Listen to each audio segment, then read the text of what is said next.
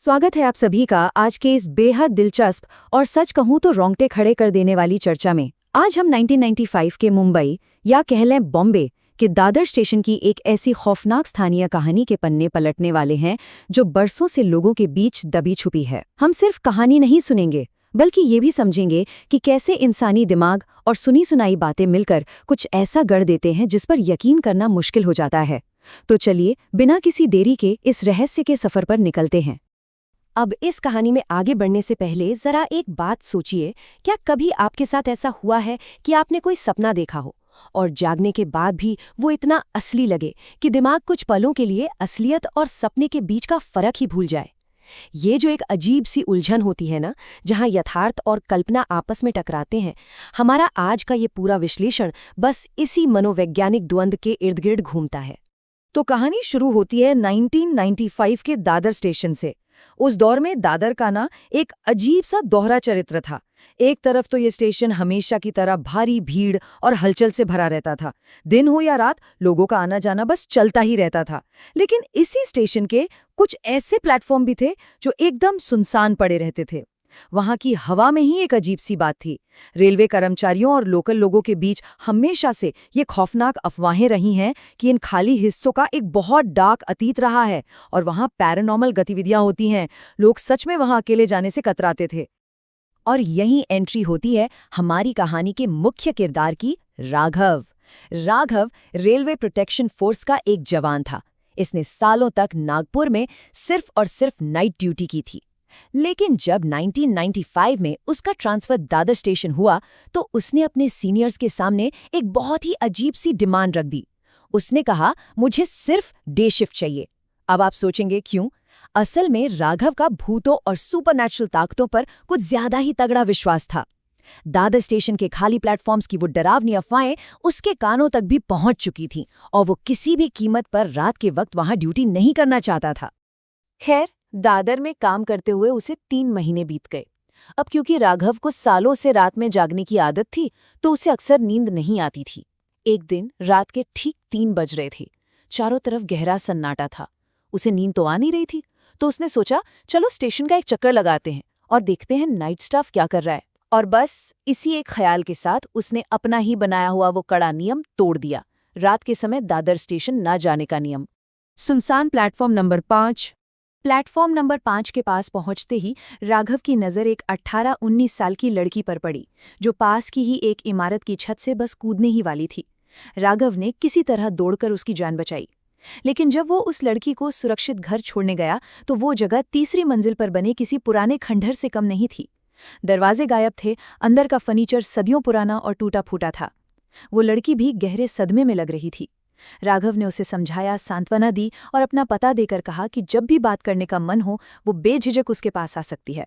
इस घटना के ठीक 2 दिन बाद राघव को फिर रात में नींद नहीं आई और उसके कदम अनजाने में उसी सुनसान प्लेटफॉर्म नंबर 5 की ओर बढ़ गए। वहां पहुंचकर वो हैरान रह गया। वही लड़की प्लेटफॉर्म पर अकेले टहल रही थी। राघव ने बस ऐसे ही मजाक में पूछ लिया कि क्या बात है, आज भी ट्रेन से कटकर मरने का इरादा है क्या? इस पर उस लड़की ने पलटकर जो जवाब दिया वो सच में खून जमा देने वाला था। उसने कहा, मरे हुए को और कितना मारोगे? अब देखिए, सुनने में तो ये किसी हताश इंसान का तंज लगता है, लेकिन इसके पीछे की सच्चाई कुछ और ही थी जिसका अंदाजा राघव को उस वक्त बिल्कुल नहीं था। उस अजीब और खौफनाक जवाब के बाद भी पता नहीं कैसे दोनों वहां एक खाली बेंच पर बैठ गए। उनके बीच एक अजीब सा कनेक्शन बनने लगा था। काफी देर तक उनकी बातें और हंसी मजाक चलता रहा। राघव को उसकी बातें काफी पसंद आ रही थी। सब कुछ बहुत नॉर्मल लग रहा था।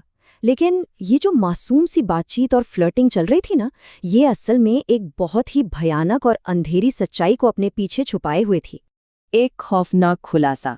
थोड़ी देर में वो लड़की अचानक वहां से चली गई और तभी वहां राघव का एक दोस्त सुरेश आ पहुंचा।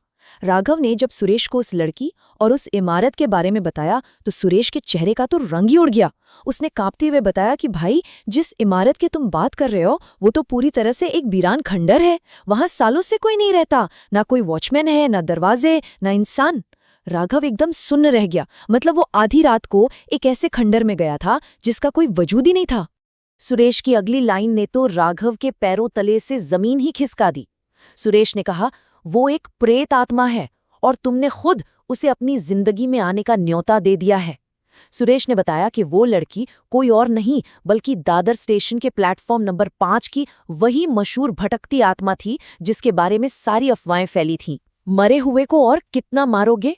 वो बिल्कुल सच कह रही थी और राघव ने उसे अपना पता बताकर वो गलती कर दी थी जिसकी कीमत शायद उसे अपनी जान देकर चुकानी पड़ती। ये सुनते ही राघव वहां से ऐसा भागा कि सीधा अपने रेलवे क्वार्टर जाकर ही रुका। खौफ के मारे उसने कसम खा ली कि अब चाहे जो हो जाए वो रात में उस प्लेटफॉर्म की तरफ देखेगा भी नहीं। अगले दिन रविवार था और राघव से रहा नहीं गया।